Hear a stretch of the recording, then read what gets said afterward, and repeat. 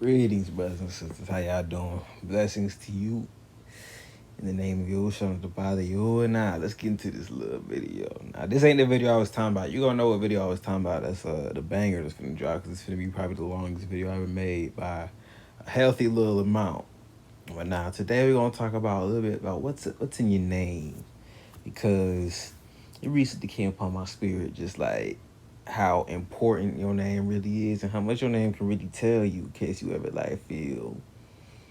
I mean, I came about all this, finding out all this on a complete whim this past Saturday, and just found all this completely led by spirit. Basically, just look all this stuff up and find it, and then I felt it on my spirit to kind of like let it be known that, like, your names, if you're a part of this, they have really like a lot, like a whole lot to do with what you are, for the most part, at least in my case. So I figured I'd pass this knowledge on, see if y'all see what's up with y'all. Now, see, I thought my name just meant Little Falcon, but what I figured out in abundance of evidence last Saturday, or this past Saturday, is that your names have multiple meanings. So, for example, another meaning for my name is Little Warlike One in American. In French, my name is Little Falcon, but in American, whatever you want to call that, Little Warlike One. Sounds about right. See, we got right there, Little Falcon, which explains why I'm still a Falcons fan even after. Look, man, I don't fuck with sports or anything like that. It's been like that for a minute ever since I found out what's up. But it's just a pass of time. You feel me? And this one was pretty wild. Apparently, Spanish origin means a loving angel who cares about anyone. Now, I don't know about you, but an angel who is, quotation marks, revered for healing, sounds about right, doesn't it? Man of his word and a strong wolf or animal. Now, that one, I can't really tell you too much about that one, but just know, it's up. Got yet another one, meaning Little One of the Sea. Now, as discussed in previous videos, I've had many a vision from my father, and many just a conversation with my king about how, basically about me doing a lot of crazy stuff and fighting. For example, one enemy that I have on my hit list, proverbial hit list, is a large serpent-like creature that has a strong association with the sea. You might know what I'm talking about. See, we got right here to say it's a diminutive of Marcelon. Quite a memorable name and a welcome find. Why, thank you very much. One that will be admired. And I find it funny how it falls into the bird name category. We was already talking about how my name means Little Falcon in French. Just a little synchronicity. See what's up with yours. See right here, I find this just another way my father works. You know how our father works. Ranking popularity 808, 88, double number prosperity. At this time, man, I'm seeing so many numbers like that. It's man, look. Simple meaning, God of War. Manly, virile.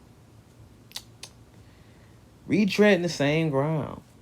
But it's all to drive the point home. Y'all know what time it is. On to my middle name now. I'm assuming this is a lesser known meaning because I've never heard anybody talk about this. But heart and soul. Right after that, we got brother and brotherly. Pretty straightforward. Then the kicker, part of my name everybody talks about in person. Cloud, visible vapor, nebula. And I'm sure everybody knows what a cloud in the sky is and the significance of clouds and this whole ordeal with our kingdom and this story that's going on. Something I found interesting, though, is that it also used to mean rock. Lead me to the rock. But there's a little something interesting about that we're going to get into momentarily. It's about our language, our real language. But also, I found this cute. Look at that, celestial names, heavenly names. So let's say you follow along or do this afterwards. You got all that. Go ahead and compile a little list. Now, y'all already know what my deal is. If you watch some other videos of mine, if not, then go watch some other videos of mine. Find out what my deal is. And I'm assuming that y'all already know what y'all deal is. Y'all in the process of finding out what y'all deal is. So let's take a look. My name simultaneously means the little warlike one, the little falcon or hawk, a loving angel who cares about anyone, a man of his word, a strong wolf or animal, a little one of the sea, a god of war, who is the brother of, or whose heart and soul is cloud, nebula, visible vapor, or rock, a rock.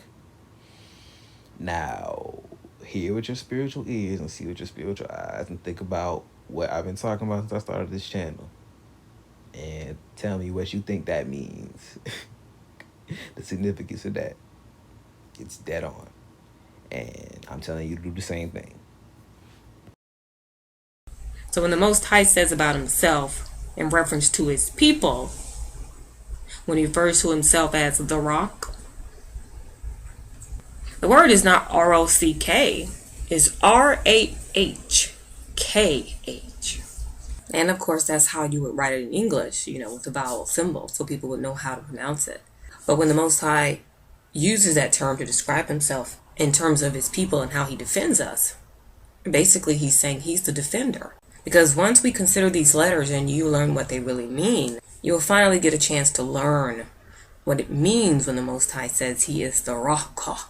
Let's see, you got those silly whites in their ridiculous satanic places of worship they call churches. And yes, that's what they are, satanic, because I'm going to make a video. I'm going to talk to you about this word Satan. Okay, because we know that it has to do with fallen angels, but it has to do with their descendants as well. This is what our people call them. But when you sit in their churches and you allow those liars to teach you, and they give you a word and they spell it R-O-C-K, you think of a boulder or a rock or a stone. That's what comes to your mind, because that's what their lies are designed to do, to give you a false impression. But the Most High is not describing himself as a stone. He is describing himself as someone who actively attacks on behalf of his people, defends on behalf of his people, cuts down and tears to pieces on behalf of his people. Raka. But if you don't know your language, you'll never know that. Always remember, the Most High declared a long time ago that the Amun, okay, they taught you to say woman. Those are whites. They are to remain silent. They're not supposed to be teaching you anything, because it's not their place to teach, because the only thing that's going to come out of their faces is lies. Nah, that was our true language, the real Hebrew language. The language that in the Bible, when it says before all the languages are split at the Tower of Babel, this was the language that everybody spoke. Now, if you want to get a real in-depth rundown, watch these 2 videos and then let the Most High guide you from there as he did me. But I'm going to give you a quick little rundown. I'm not just going to leave you with that, you feel me? Is the Heyoka. However, it is only a few out of many that are considered Heyoka empaths. In Native America, the term Heyoka means a sacred clown. It is also used to refer to individuals who are like emotional mirrors to the people around them. A Heyoka empath possesses the ability to absorb and do away with negative energies around him. Yeah, bro, talking about some weird shit, but that's not the point. He said a Heyoka empath or whatever has the ability to absorb and do away with negative energy, right? But he said that in Native American, this shit translates to a sacred clown. And you heard the way he said it. He was kind of like, nigga, what? That's because these niggas is effing up the language. Now, once I translate what Heyoka really means, it's all gonna make sense, and then hopefully that piques your interest to go check out them other 2 videos, because them's was gonna really let you if the Most High wills it, them's really gonna be your gateway into remembering your true language, you feel me? Now, some important things to note about our language. First, the root sound is ah. The root sound is ah. You feel me? And also, our language is a living language, all right? Look, this language is unlike any other language. That's why it's the mother of all of them. This language is context sensitive. And see, matter of fact, let me give you another example of these sick, twisted enemies of ours who know things like this and make fun of us and invert it and just put it in all types of crazy stuff.